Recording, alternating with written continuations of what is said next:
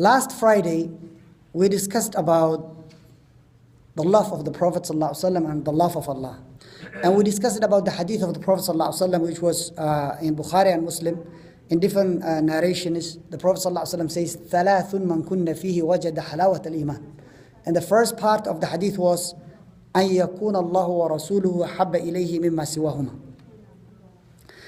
Anyone who finds three things sitting in his heart will get the taste of the Iman.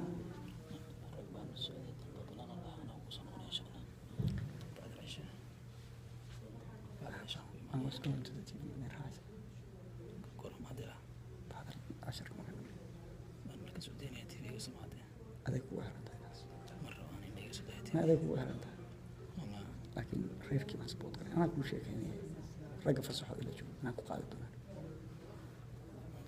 لا عشان شو نميع مهم 45 545 بس نوع إيمانية غيركم 6 بابا حنا إن شاء الله.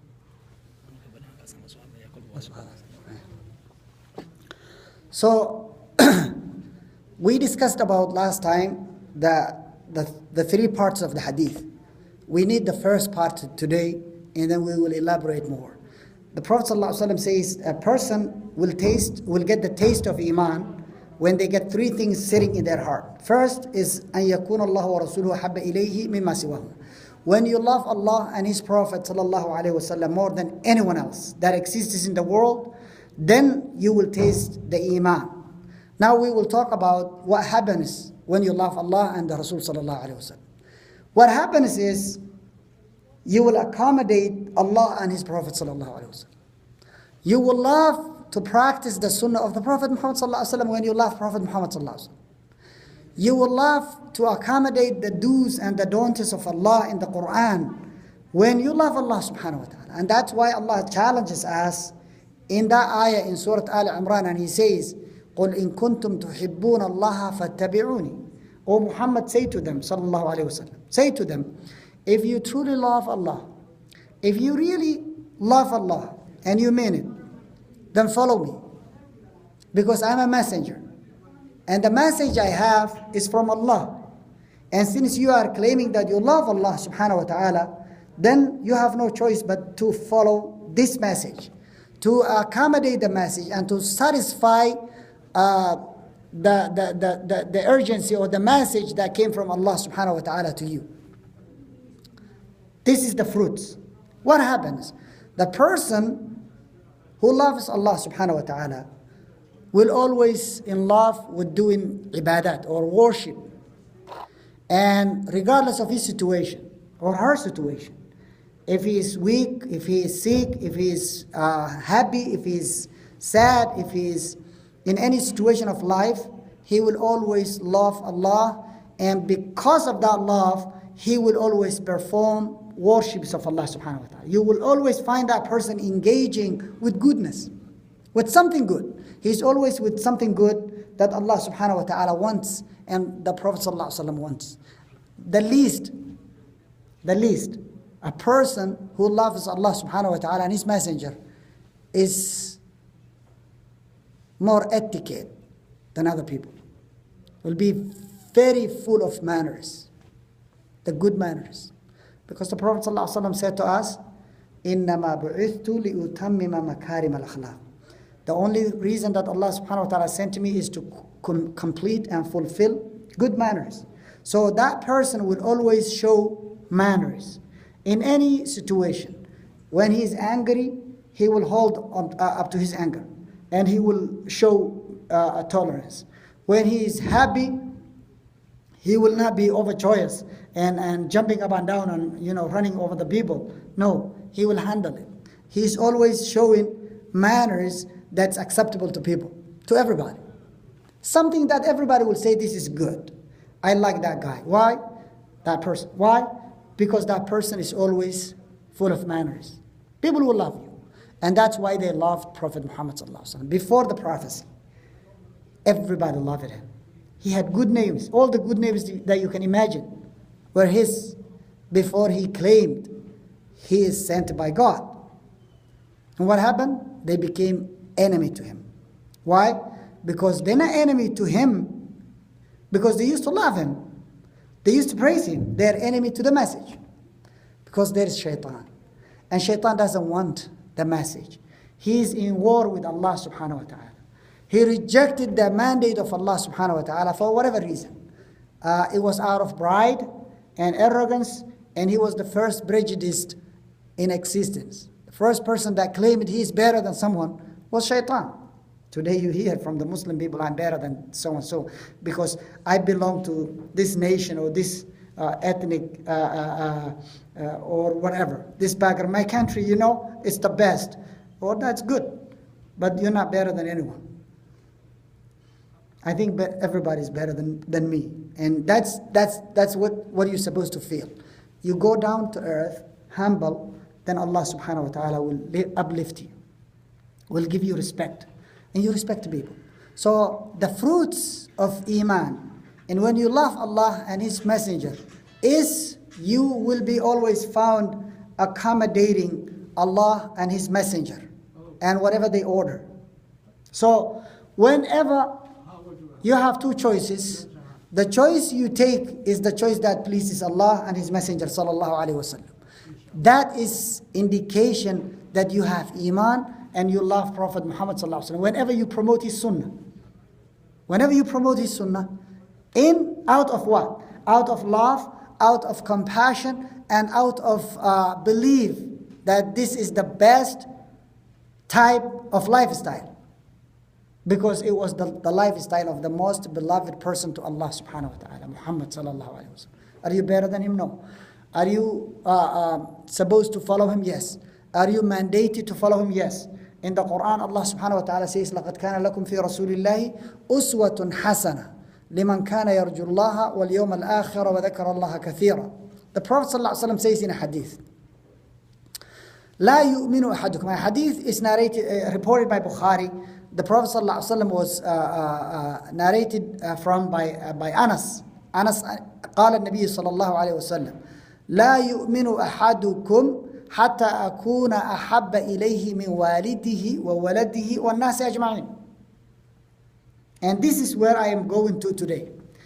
The Prophet ﷺ says, none of you will be considered a real believer, a true believer, up until I become more beloved to him than his wife, his children, and his parents, and the entire humanity. Up until the Prophet ﷺ becomes more beloved to you than anyone in existence, you don't have faith. It's what the hadith means. Ulama, they talk about and elaborated a little bit more and translated what it means to say, لا يؤمن أحدكم. Does it mean he's kafir? He doesn't have Iman? No, they said he doesn't have complete Iman. His Iman is less. And there is a room for growth. His Iman is less. There is a room for growth. And you need to grow your Iman up until you reach that level that you love Prophet Muhammad sallallahu alaihi wasallam in comparison to any existing being. Any being in the world, including you, yourself. And if it's between you or Prophet Muhammad sallallahu alaihi wasallam to die, you will choose you to die first before him. If you feel that, you're good. Your Iman is kamil, complete, and fulfilled. If you are less, then you need to work on you and to work on your Iman up until you become to the level of the Sahaba. I give you namudaj or picture or image of the Sahaba at the time of the Prophet sallallahu alaihi wasallam. They loved him so much. Much more than we can estimate. He never spit and his spit fall on the ground. It falls on somebody. Somebody will grab it. And will have the barakah and the blessing of the Prophet ﷺ through it. And they will rub over their body. They didn't need cream when they have the spit of the Prophet ﷺ. It was better than anything. And whenever he's taking wudu, that was their chance to get water from the Prophet ﷺ on their bodies. That was their chance. So when he's washing his hands, there is no drop that will make it to the ground. They will all fall over people. That's how much they loved him. All that water that he is washing with his feet, hands, face, everything will fall upon them. It will never make it to the ground. That much they loved. And that's why they became better than anybody. Come on. It is give and take. If you love, if you perform better, you gain more with Allah subhanahu wa ta'ala. And that's why they became Sahaba. And what it means Sahaba, we don't worry about the Shia, but the entire Muslims are in agreement, regardless of their sects or their following, whatever they follow or whoever they're following, they are in agreement to respect the entire companions of the Prophet sallallahu alaihi wasallam. There are scholars that authenticate the news from the Prophet ﷺ or a hadith from the Prophet ﷺ. They used to classify people. This guy is a good person. We can rely upon him. This is that. They talk about people. And when it comes to Sahaba, companion, nobody can say anything about it. They are all accepted, 100%. Whatever they tell is truth and only truth. They earn that respect because of the love they show the Prophet ﷺ and the commitment they committed for him and to support him and to stand beside him sallallahu alaihi wasallam. So this hadith meaning your iman is not kamil. It doesn't mean your iman is not there. It means the iman is there, however there is a room for growth. And that's why the Prophet ﷺ says an iman, according to Ahlul Sunnah wal Jama'ah, is something that has three components. You have a faith, you need three components to be true in you. First, you have to say La ilaha illallah Muhammadun Rasulullah from the tongue. You should be able to say it left or right all the times, anytime. So you say it from the tongue. And secondly, you believe it from the bottom of your heart about what you're saying. There's no God, true God, worth to worship other than Allah subhanahu wa ta'ala. And there is Muhammad sallallahu alaihi wasallam, who is the final and the last messenger and the seal of all the prophets sallallahu alaihi wasallam. You believe that at the bottom of your heart. And the third component is you offer the worship of Allah subhanahu wa ta'ala. And you accommodate the mandates or the mandatory or obligations of Allah subhanahu wa ta'ala. You pray, you go Hajj whenever you can, you give zakah if Allah subhanahu wa ta'ala give you money, you believe in akhirah, you believe in this and that. Everything that Allah subhanahu wa ta'ala has mandated upon you to be believed, you believe without any hesitation. Then you are a true believer. There. Then your iman either increases or decreases. According to Ahlul Sunnah wal Jama'ah, they say Iman, al-imanu qawlun wa amalun wa i'tiqad. Yazidu wa yanqus. Yazidu bil ta'ah wa yanqus bil ma'asi.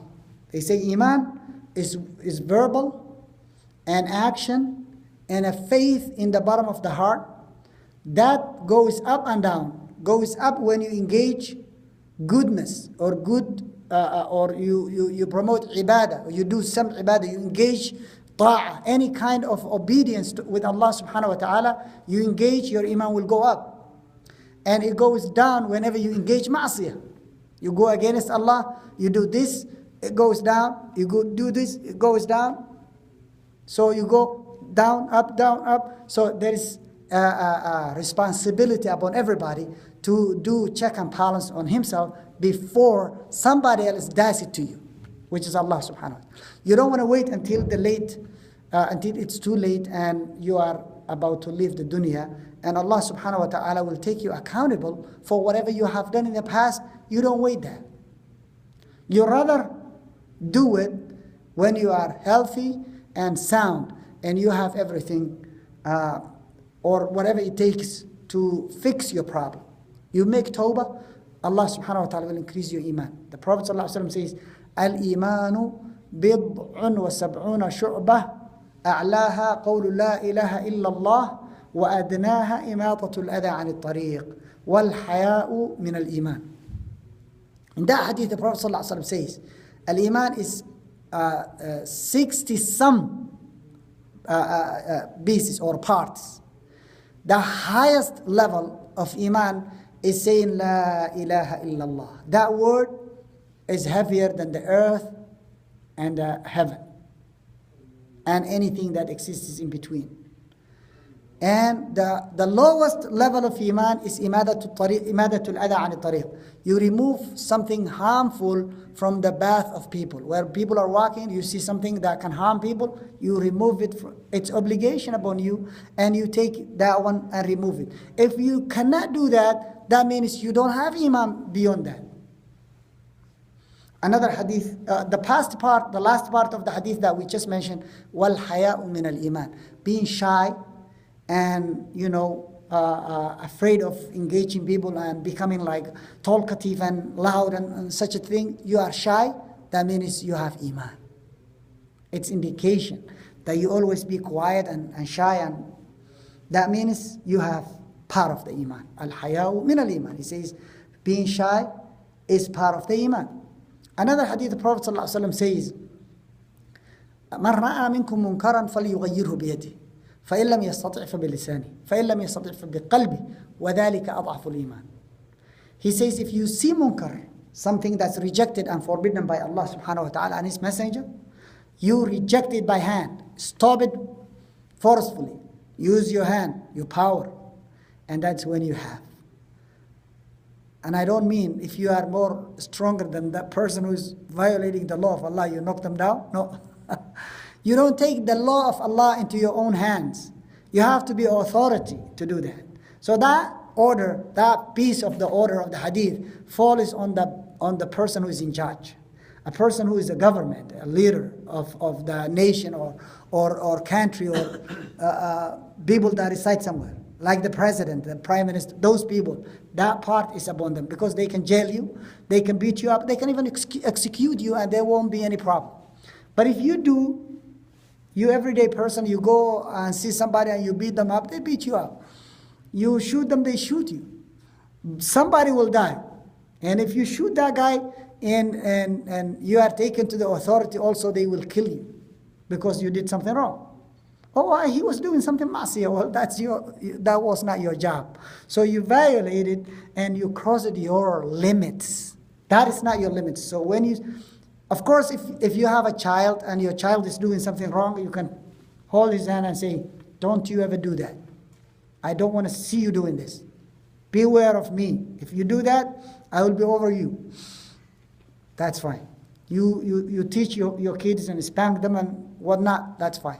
But if you are an everyday person and you see somebody who's messing the law of Allah subhanahu wa ta'ala, you don't take the laws of Allah into your own hands. Authority. If you can't, then the second level comes, which is فَبِاللِّسَانِ. You talk about it. You say, this is wrong, according to the Quran, and this is the ayah, this is the hadith. You should know it. If you have a problem with the hadith and the Quran, or you don't trust me, let's go to the sheikh. Let's go to the imam. Let's go to the scholar who will clarify what you're doing is wrong. And trust me, some people, they drink alcohol because they think it's halal. Wallahi. There was a young man, Muslim, who's 20-something years old. He was surprised when he heard first time khamra is haram, alcohol is haram. He was surprised. What are you talking about? They said, yeah, it's haram. He says, I've never heard such a thing. You talk about everybody drinks. Yeah, everybody drinks, but not Muslims. The Muslims don't drink. No. This is absolutely... Are you guys telling me the truth? So people are very ignorant. So when you see somebody doing ma'asiyah, you just talk to them in a billati ahsan, nice way. You're not harsh, you are not judgmental, you're not going against their will. You just tell them and you give them insight. This is wrong. Can we spill their alcohol when they're not looking? No, that's taking the law into your own hands. What is going to happen if you spill their alcohol? They'll spill you. Something will happen to you. They will fight back. Some people, they really love the thing. I don't know what's wrong with them. And whenever I watch people is swallowing alcohol, I can see it's harsh. When they swallow, they say, They close their eyes and they swallow something harsh into their throat. The throat is saying no, it's rejecting. The body is rejecting, but they are forcing their body to, and at the same time they love it because of shaitan. The other day I came to this girl, Muslim girl, sitting outside a bar. And I came from a mosque behind the bar. So I came from the alley and I came to the big road. And she's sitting there with a bottle of beer in her hand. And I talked to a couple of friends with me. I said, is that alcohol? And they say, yeah. She's Muslim. They said, yeah, we know her. They even know her name. And I said, we need to talk to her. And they said, no, she's not. Don't. I said, I have to. I came back to her. I said, sister, what's going on? She says, I don't need no maw'idah. You telling me deen or preaching? No, I'm not here for preaching. There is a mosque behind me. Go there and preach people. I said, yeah, I came from there and I preached them. And I have to preach you too. Because you are in not in agreement with Allah subhanahu wa ta'ala. She says, no, I love this thing. Don't even talk about this. I love it. I'm not going to give up. I said, it's haram. And she says, whatever. I said, okay. What if I spill the alcohol from her? You see what I mean? Yeah. So you don't take the law of Allah into your own hands. Let Allah judge people. But you become a preacher. That you give them insight and advice, and you support them to come out of that. If they give you the option, you can help them out. Okay? If they give you the option. Otherwise, you just give them the da'wah. In alayka illa al-balagh. Allah says to Prophet sallallahu alaihi wasallam, it's the only thing upon you is preaching, making them the message to be conveyed to them. So you convey the message to them and let them judge themselves and let them deal with it. Once you give them the message, it's up to them. So that girl received that the haram, alcohol is haram. Period. That's the message. And means you are in disagreement with Allah subhanahu wa ta'ala, with his messenger, and you can face the consequences. Period. So she knows it's up to her from beyond that. And then the Prophet ﷺ says in the last part of the hadith, he says, فَمَنْ لَمْ يَسْتَطِعْ فَبِقَلْبِ. If you cannot afford even to talk, sometimes you can't even talk.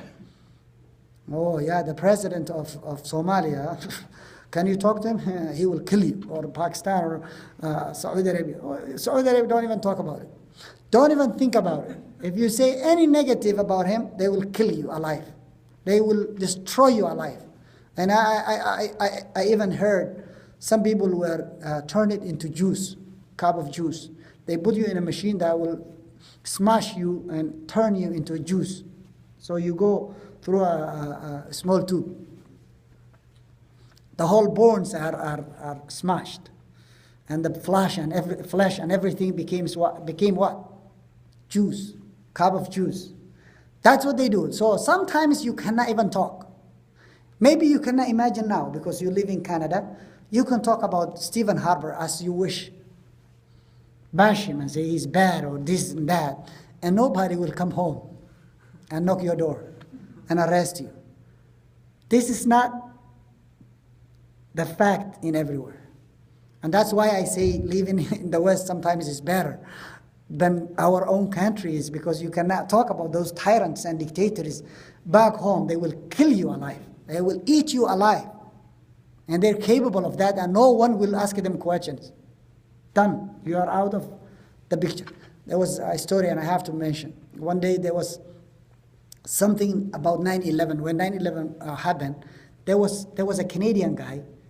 He was actually American, but he lived in here, this city, Calgary.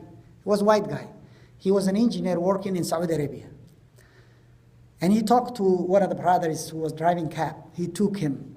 He gave him a ride one day, and he talked to him, and he says, "You from Africa? You're some Muslim, and you are yes." He says, "I'm drunk, and I have to be drunk every day." He says, "What happened?" He says, "I can't live this life unless I am drunk, or on drugs, or something like that." Why? He says, "I was an engineer in Saudi Arabia, and 9/11 took place, and one of the engineers working with me, he was Saudian, working with me, uh, told me that Americans deserved what happened to them. And he said, I felt so bad because so many people were killed. That day, I don't know if you remember, a couple of thousand of people died. Close to 3,000 people died. It was so insensitive to say such a thing. Very harsh. He felt it. And then he talked to the management. He said, this guy said this to me. And then they didn't reply to him. They did not tell him anything. He says next day the guy did not show up the job, the work. He did not show up at the place. He says, I did not see him second day or third day or fourth day. He never comes to work. And I went to that manager. I said, what happened to my friend, engineer so-and-so? He says, he's not going to bother you anymore, so don't worry about him. He says, I investigated and I found out that the man, his wife, and his children are all dead. They cleaned them up. They call guilty by association.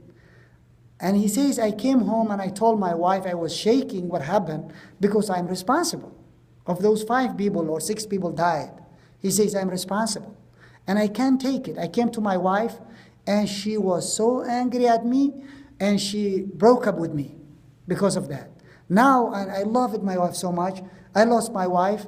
I lost my life. I have to be drunk because of that incident. Look, he says, my wife said to me, what about the children? What did they do? What about the wife? I understand the guy. Why did they kill? And he says, we cannot even talk about it. And we cannot ask questions. If they ask questions, they will be dead too. So there are countries like that you cannot even talk. And when you cannot talk, this part of the hadith will cover you, which is you have to hate the munkar or the bad thing that the person is doing from the heart. You just hate it and leave it. Leave them. Don't associate with them and don't stay with them. You just leave them alone. And you turn away from them. You don't associate with those people as long as they are disobeying Allah subhanahu wa ta'ala. If you lose that, is what the Prophet ﷺ says, you don't have Iman. You lost it. You need to work on it. You need to renounce your Iman. You need to come back and work on it until you build it up to a level that you can feel it and leave it. If you dislike the ma'siyah, that means you have Iman in your heart. So the hadith, the Prophet ﷺ says, لا يؤمن أحدكم حتى أكون أحب إليه من والده وولده والناس أجمعين. The meaning is, you don't have complete Iman as long as you don't love Prophet Muhammad ﷺ more than anyone in existence. And Allah subhanahu wa ta'ala, as we mentioned the other hadith. So that's inshallah what I wanted to share with everybody. Barakallahu feekum, sallallahu wa sallam ala sayyidina Muhammad wa ala alihi wa sahbihi wa sallam. I can take a couple of questions inshallah.